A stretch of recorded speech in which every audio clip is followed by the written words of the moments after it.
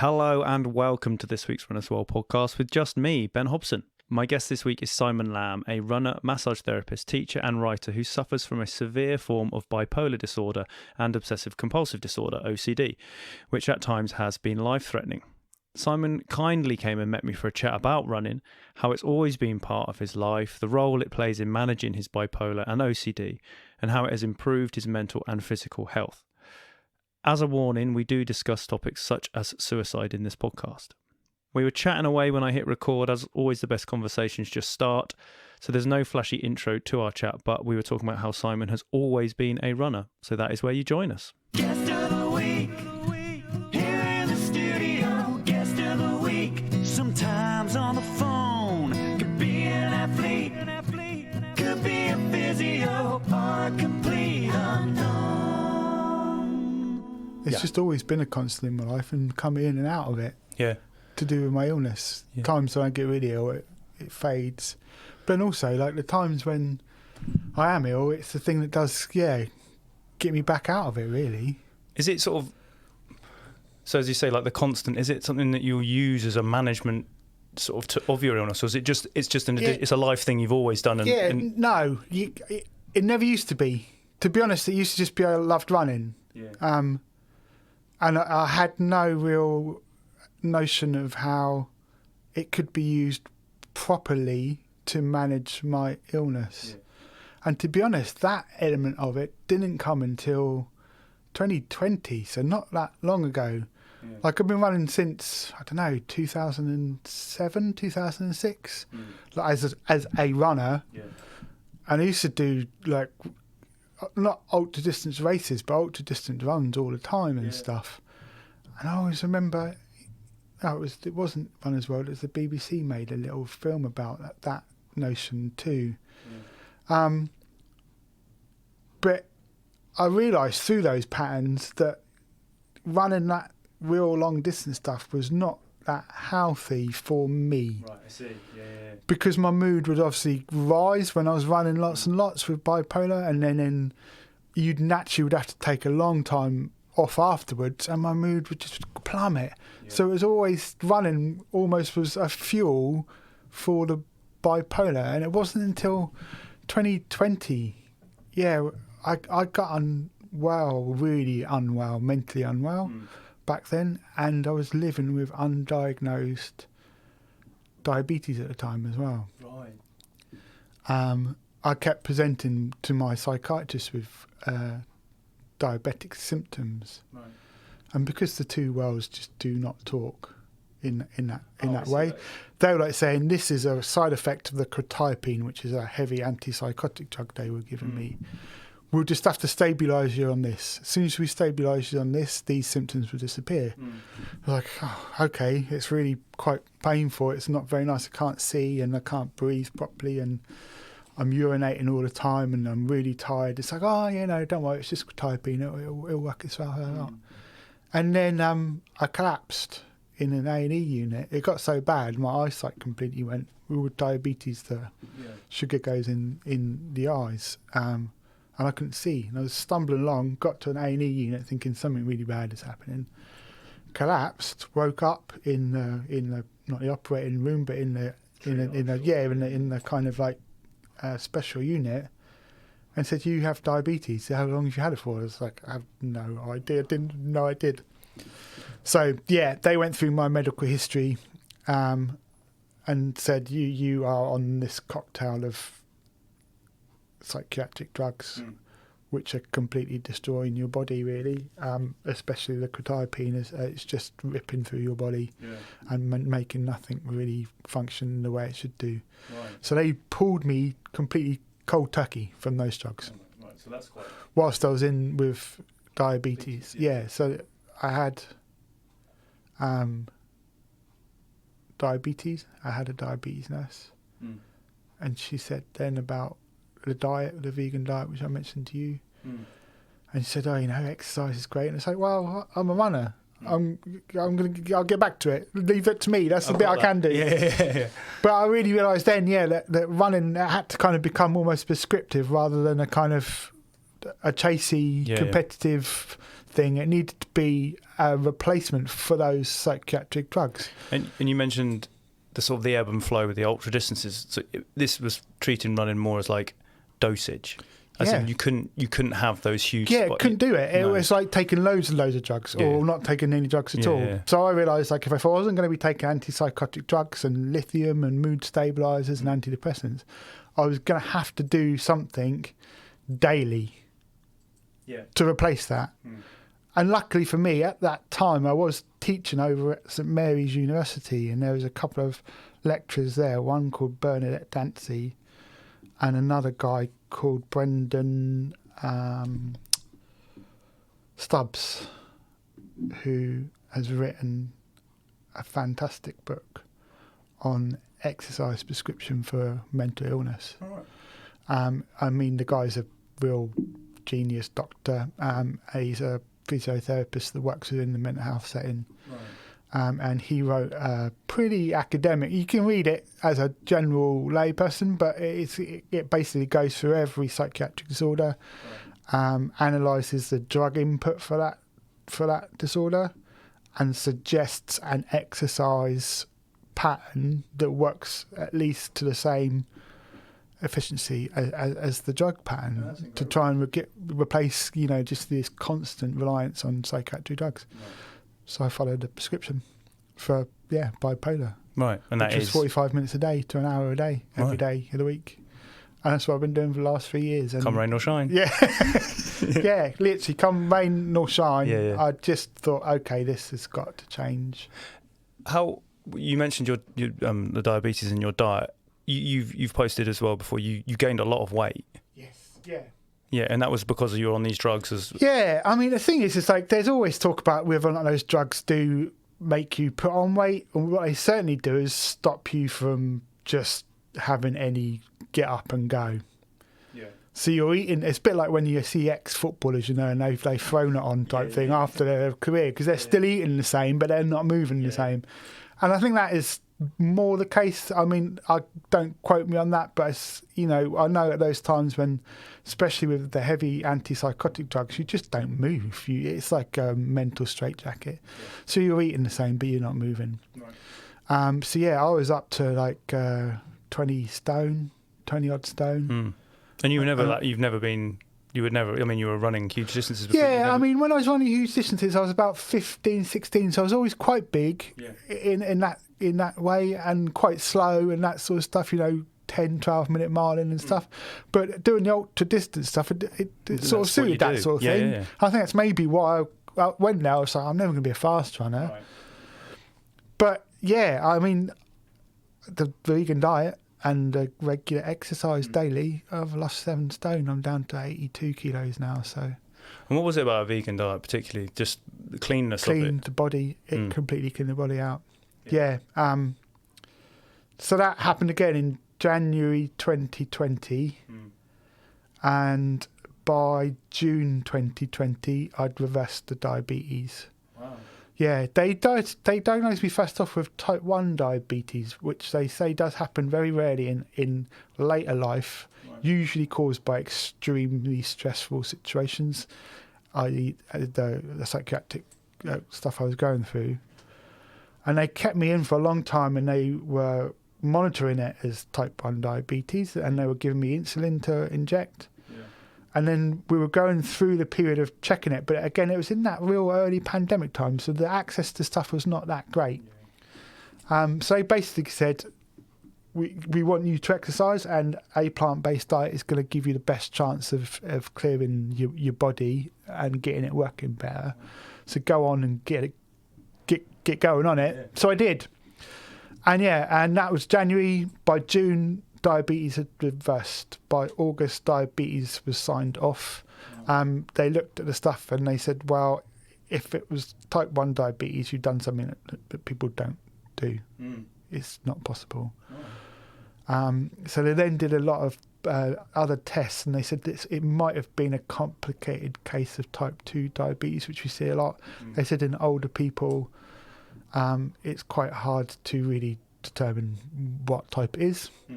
But whatever it is, it's gone. That's great. And it's not come back So I don't take any drugs for the diabetes anymore. I didn't since then. Yeah. You have sugar?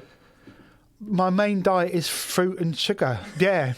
It's funny though, because I had a really good diabetic nurse when I first started, and then the other diabetic nurses and doctors were not so good. So again, it was kind of always, I think maybe because my past has been teaching, it's always like, look, go and find out this stuff for yourself. Yeah. So I followed the guidance of a doctor called Dr. Michael Greger. He's an American guy, he's fantastic, and he wrote a book called How Not to Die, which again basically takes every single major disease and shows through the science how a plant-based diet can reverse it at best or how to manage it at best. So like the Brendan Stubbs book of exercise, just like, all right, I'm going to follow this. So just got straight into doing that. And again, in those 6 months I had, I wrote it on that list, I had high blood pressure, which was being medicated. I had fatty liver disease, high cholesterol that was being medicated. My kidneys were failing. The 7 stone in weight just went. Like total sexual dysfunction from all of the antidepressants and antipsychotics. There's just like nothing there for years and years and years. I could urinate, but that was about it. And one by one, it's just like, hey, let's come back, and you having a regular test. Hey, your liver's functioning properly again, and hey, that kidney stuff has gone again. And without going into too much details, things worked. And the weight was just literally falling off. How does this physical change then? Obviously, physically you've reversed your health in a hugely dramatic way. How does that time with then your mental well-being? Because it gives me a clearer picture. Right. I now know the pain I'm in is my bipolar and OCD. Before, they'd say, "Oh, how are you feeling?" It's like, you know what? I don't know. Like I said with the diabetic stuff. Oh no, that's something to do with this. Let's get this sorted out, and we'll clear up that later. Now my body works exactly how a 47-year-old man's body should work.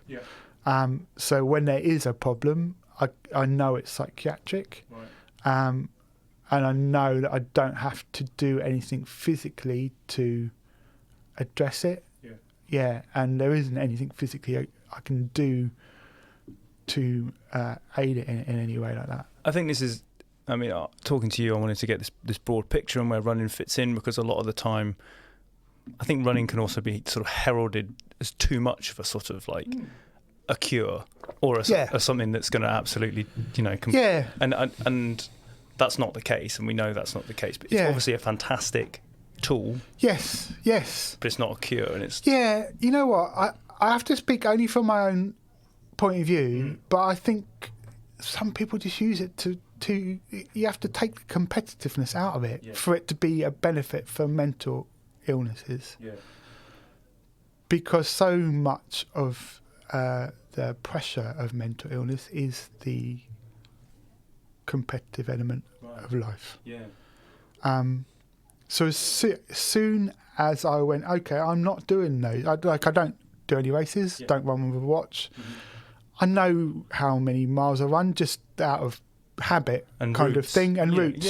I know that. Like traditional running. Into Richmond Park, I know what a 4 mile run in Richmond Park looks like. If I know I want to do a 6 mile run, then that's the loop around there. Taking out the competitiveness of it, I think, frees your mind from that kind of like, I'm not good enough. So if you are still a 15-minute miler, you are good enough because you're just out there running. If you run in 6-minute miles, you're good enough because you are just out there running. I think when, again, like I noticed when we were talking about when I used to have the clinic and stuff, you'd see people and they would be in such an anxious state because of running. And running is an enormous stress to the body. So we're all there trying to use it to relieve stress when actually we're giving ourselves even more stress than we need to be. Adding to it the injuries that people give themselves. and the stress that relies on themselves, then running actually becomes quite a negative part of your lifestyle, and especially the mental side of the lifestyle. Yeah, so I have not been injured in the last 3 years because there's never that point where I'm trying to push There's myself. the volume isn't. You have your 45 minutes. You have your yeah. So again, I know I run. It's about 30 odd-ish miles a week, sort of thing. That I do sessions. You know, this morning was a tempo session, 1 mile warm up, 3 miles tempo. I stick fartleks in there just for fun, but there's never that thing of. I think when you used to be racing, it's like I have to be fit on the 25th of June. Yeah. So you're pushing, no, this hurts. But you're still pushing, and you're breaking down, and then that breakdown comes in your brain as well as in your body. Yeah, and running becomes an unhealthy thing. Yeah. Especially with like social media as it is. The competitive, the way that everyone has visibility on too much. I mean, back in 2020, I sort of did slowly decide to think, just stop talking about it. Publicly. Yeah, because you do just get too many questions. What's your PB? All that sort of stuff, and it's like, it sounds cheesy, but it's just like training just for a healthy life. And being able to run. There isn't ever a time where I think I can't run today because of something. It's like I can go and do it. Yeah. You mentioned your clinic. Yes, yeah. Which is, I think, a very interesting part. The fact that you're very much not just a runner, but you were involved in the treatment of runners. Yeah. I do miss that, you know. When the pandemic started, it all obviously stopped, like everyone's work did stop. But then that did also coincide with me having quite another major downturn mentally. And it got to the point then where I just thought, this has just got to stop. Yeah. And it has stopped for that time. I still care for 3 runners from a coaching perspective, like not hands-on sort of stuff. And I love doing that. It's really beneficial. But it was just a complete whole thing really. But that was part and parcel of that as well, because you get runners coming in, they've been sent from physiotherapists who maybe have not been looking after them as well. And it was kind of just look, I can see what's going on here. You need this more than you need that. You need that more than you need that. And building a whole kind of culture of treating people and looking after their training and helping them understand what their bodies are doing, what their bodies are not doing. And I do miss it, but I don't think I'll be doing it. It's just, I mean, that's why I did start doing that work in the first place. So it would be something that I could always work within my own capacity. And hopefully, like this fundraising stuff will give me the treatment I need to be able to rebuild that capacity again. Yeah. Well, in a healthier way. Let's talk about the fundraising in a minute, because that's very, very interesting. But on the clinic side, because it was predominantly massage, right? That was what your sort of clinic. And I was I was a massage therapist. Yeah, I was interested in the sort of. You've already touched on it slightly, but the physicality of running and how the tension in people. Yeah. How you were able to, and your treatment, you've written about it in the past, how your treatment of the physical and the release from massage was very much tied in with the release that running should have, and all those sorts of things. Yeah. So, like, historically, I used to be a chef, and I had a massive breakdown when I was a chef. Yeah. And I was lucky at a time when the government was still the old Labour government, and he put a lot of money into that sort of rehabilitative stuff. And I went to a unit where they were using massage therapy to treat depressed people, which was why I was, which was why I stopped and trained. I thought the doctor said you can't go back to being a chef. That's not a very good idea. Yeah. And that was all I ever wanted to do. So it was kind of, what do I do now? And just lying on the massage bed made me think, well, actually, this is a good thing. So again, I started treating people in a way to aid their mental well-being rather than their physical injuries. It did in the end turn into more of a kind of traditional sports-based thing. But the thing is, again, people just used to see their bodies upside down. They saw them as machines that could be fixed like this, you know, and they didn't see it as that they were more like plants that needed to be nurtured back to life. So they would want like heavy physical massage, bend this, break that, treat that, and it's like what you need is to lie down and be really quiet for an hour and let me just massage your legs, because your nervous system is so overwhelmed that me pummeling you to death is just going to make it 10 times worse. What we need is to calm your body down, and calm your nervous system down, and calm your state down, and you realise your muscles will start working properly again, because the nervous signals are working in a much better way, in a much clearer way than they were. I think that's huge. That sort of the respect for the nervous system and how fatigued that gets and stress. Not running in life, just you can really wind it up and. Yeah, well, it's funny because again, when I used to teach over St Mary's and help with some of the kids on the programmes there, like the young runners and stuff, and they didn't really get much help in the physical way. So they used to come to my clinic for free and stuff. And it's just like the pressure those young, like sub-elite UK runners were on to perform. But no one was just letting them lie down and have a rest. It was like, oh, if you're injured, then go and see so-and-so and they'll get you fixed up. It's like, and like some of the stories they would tell me was just, oh my goodness, no, what we need you to do is just gently massage that calf for a while and just try to calm you down. You're also trying to do your exams and compete for UK and be 16. You just need someone to give you a professional cuddle, for want of a better word. For sure. Just calm down, mate. Calm down. You'll realise that pain you're feeling in your leg is actually your nervous system just so tight and so tense. Sort of manifests in a physical response, and then if you think about it, every emotion we have, whether or not it's happiness or sadness or tiredness or anger, comes with a physical response. If we're going to do something angry, our fists clench. If we are scared, our leg muscles start moving to help us run away. All of those emotions in our bodies have a muscular element to them. So if you're constantly in that state of emotional stress, your muscles aren't going to be working properly. And again, I'd love to be able to spend years and years in that in a setting trying to prove it, but that isn't happening. But that's again what the clinic used to try and do on a practical day-to-day level. So the treatments were never very traditionally sports massagey. They were, some people couldn't quite work out what was going on, where we would just lie down and just gentle massage and just trying to calm people down a bit. See even more now though. I think we've just gone through these last 3 years. Exactly. I think lying down and being calm has been proven to be actually what everyone needs. And then we'll talk about the current situation and your treatment basically reaching its end in terms of what was available to you. And subsequently setting up the GoFundMe and how that's all worked out. So I mean, without going in too much to the problems within the NHS, there's 3 levels to NHS care. There's your primary care, which is your GP, which is usually the first person you go to if you have a problem. And then they refer you on to what's secondary care, and that is kind of the community mental health teams.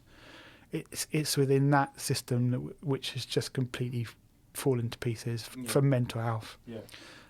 So if you are having a first-time crisis, there's still support there. But if you're living with a long-term, lifetime complex disability, it just isn't there. The support just doesn't exist anymore. Unfortunately, because they're working within a system which is under pressure itself, they pretend is not the right word, they go through the motions that what they can do is still beneficial. Got it. So a little bit like if we're talking physical stuff and someone goes to a doctor with a cold, they give them, or like a bacterial infection, they give them antibiotics. There you go, it's cleared up in a few weeks. They're doing the same with mental conditions. But even though you've been going back for the last 16 years like I have, each time you still get given that paracetamol and just, it's like, I'm beyond that paracetamol. That antibiotic doesn't work anymore.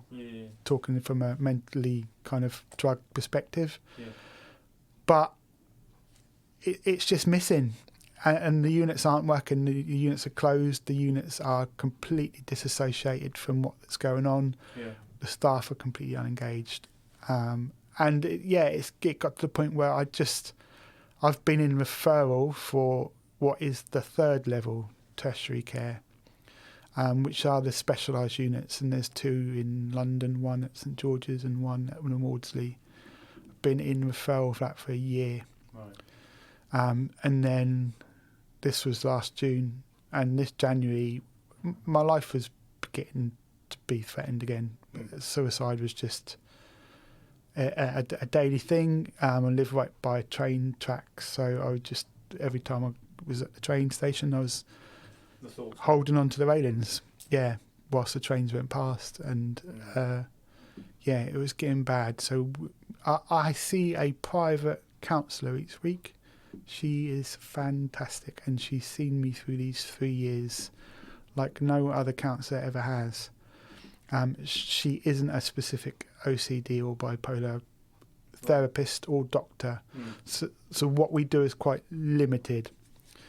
So again, in January, it's like you're reaching a point here where this is not helping. It's actually might be making it worse. So again, we spoke with the GP, and the referral system goes out again. This is then the 4th referral to the tertiary care, and that was in January. Still not heard anything yet. So, I mean, we're talking now this time last week, and I am suicidal again, and I'm thinking I've got to do something. And just strangely chatting online to 2 women I know, they said, why don't you do a crowdfunder? I just thought, what, can I get like 15 quid or something? And then I just thought, actually, 15 quid would be really beneficial. I'll pay for my therapy with Joe next week. Yeah, just put it together. That sort of stuff that I write, I can do that, no trouble. Write it out, say who you are, say what's happened to you, and see what happens. And that was Friday night, and I woke up in the morning with $3,000. That was, I mean, it was I'll follow you on Instagram, and you put it on Instagram, and I saw it, and I was then again, I looked the next day, because you very much laid out the costs of your treatment. And what the money was going to go to, and all this.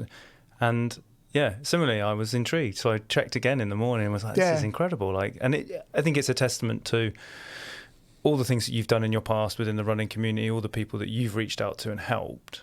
You've obviously... That's what people say, because when you get the little thing and it pops up, and I say, oh, thanks for the donation, that's really great. And the messages that are coming back are, all saying that stuff, which is quite hard to hear when you're, when you're unwell, and my head doesn't let me hear that sort of stuff. A compliment or a nice sentiment doesn't register well. It doesn't register well, but I have to just think, well, now... There's 6,500, just over 6,000. Just over 6,000 of tokens proving that that is true. Which I guess.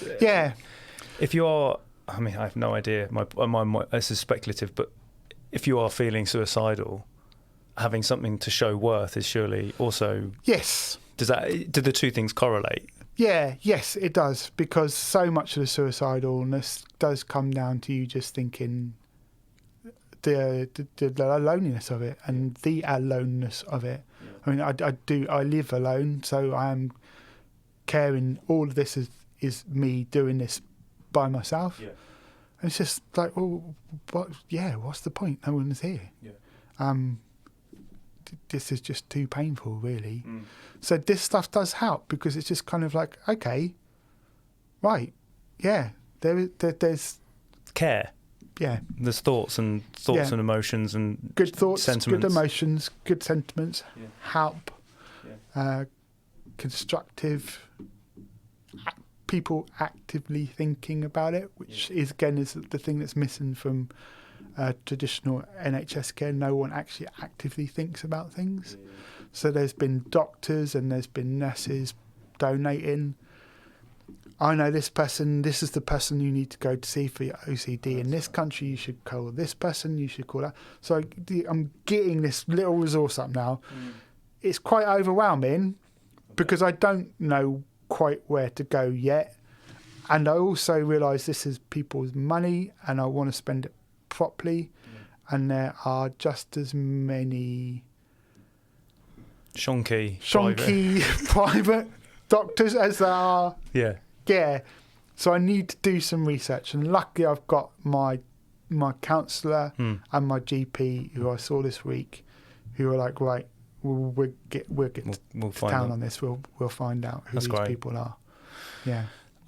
We've talked about the sort of running and the bipolar and just on the OCD. Yeah. How does running and OCD, what's the relationship there? Is that... Oh, that's a big one, that is. Yeah, it's good because it's a time where it stops. Right. So if you can imagine, it's hard to explain OCD. I suffer from like a subsection, what they call real event OCD. Okay. So there's no anxiety of future things. There's no of the classic like, oh, I'm scared of that. It's not phobia based. Exactly. It's based on the interactions that I have with people. Right. So, for example, your messages that you sent to me, I've read nearly 326 times. Gotcha. Just to make sure, just to know, get here 2 hours early, that kind of stuff. Mm-hmm. It's disabling. So at home, if someone sends an email, have I said the right thing? Have I looked at the email properly? Did I say something rude?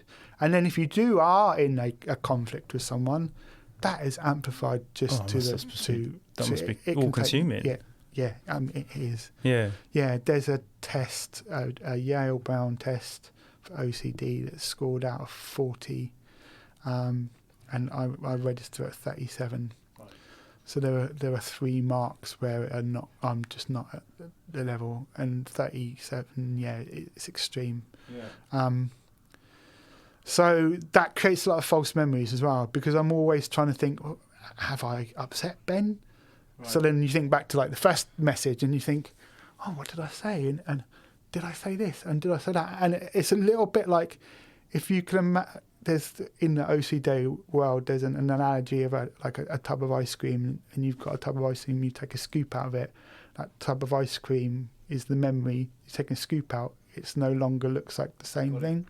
And the more scoops you take out, the more you think about it, the more the actual memory changes. Mm-hmm. And that's what happens with me a lot. Right. The memories that I have change. So memories with relationships, partners in the past, people I may have broken up with, all those memories become very warped. Right. Relating that to running, it stops when I run. So your memory of a run or something will always be consistent? Yep. The noise in my head stops when I run. All right, great. The noise in my head is the obsession and the compulsion is there for about 14 hours a day. Yeah. So for that 1 hour that I'm running, it's not there. Yeah. And then the 2 to 3 hours of natural relief after the run, it's not as bad. Mm. So it then starts again. Yeah. But yeah, I mean, running is just completely managing the OCD at the moment, right. And it is keeping that suicidal stuff at bay. Yeah, that's incredible. We need to talk about some books. Running books? Just your love of books. Oh yeah, I mean, I'm writing a novel at the moment. I'm nearly finished. I'm on the 3rd draft of my first novel, which has basically been what I've been doing these last 3 years. I've not been running a clinic. Yeah. It's a novel about 2 young kids growing up by the sea, based on my childhood. I think most first books are in a way, aren't they? Yeah. And how kids kind of create their own magical world when the parents can't quite provide for them. And we see that magical world, and then we also see what goes wrong in that magical world and how it breaks. So that's been fantastic. But yeah, running and books have just been my constant companion. Is the sort of losing, I mean, everyone sort of has that idea of losing yourself in a book. Yes, yeah, very much so. For you, is that sort of triple fold? Or does it not play into... Yeah, without trying to sound too sad, I don't really have that many real life friends. Yeah. I've lost a lot of most of my friends and all of my family through my illness. So when you read, you meet your people again. Sure, I see exactly what you mean. Yeah. Characters become familiar, and Yeah. And all that stuff you thought, is that me? Have I done something wrong? No, because you've just read the character also has done it, and you've got people all over the entire world that are all thinking and acting in the same way, and that's what books have always been. Yeah. So it's not a day goes by when I'm not reading and writing and absorbing books. Yeah, it's the one thing I've got left. Well, I would say the GoFundMe is proof that there are many friends out there. Yeah. So That was actually quite a fun surprise. Good. Yeah. Good. Simon, thank you so much. It's all right. Yeah. It was really genuinely for your memory for later. Yes. Great. Yeah. So you can't scoop any of that out. All right. No. I really enjoyed it. Very insightful, and thank you so much for coming and talking to me. It's no trouble. Yeah, I appreciate that. It's good, and I think sometimes these things. I think sometimes this is why I still do talk about it online. Yeah. I mean, I only have Instagram these days, but I do realise that talking about this stuff, people can't talk about it or haven't quite got to the point where they feel they've got the capacity to talk about it. And also, it's been my life since I was a teenager. Yeah. So it's not a problem for me to talk about it because it's always been what I thought was normal life. It's only until someone said, "Oh, you've got this." Yeah. And they said, "Oh, yeah, no one else suffers from the same thing." You're like, that's odd. And it makes you then realise that, people maybe can't talk about it. So... No, I don't mind talking about it at all. Well, look, good luck with the running. Yeah. Good luck with the book. Everything. Running's going good. That's what we like to hear. Yep. Yeah, book is nearly finished. Great. Simon, thanks so much. Oh, cheers. Thank you. And so that brings us to the end of this week's Run As Well podcast. A huge thank you to my guest, Simon Lamb, for joining me for that chat. And of course to you for listening. You can subscribe to 3 issues of Run As Well magazine for just £5. Head to runasworld.com/UK/podcast offer to benefit from that podcast offer. Please subscribe if you haven't already, because it's just the best thing you can possibly do when it comes to podcasts. Subscribe. There's a new podcast comes every Tuesday, so that is reason alone to subscribe. I'll say subscribe one more time. Subscribe. Okay, thanks for listening.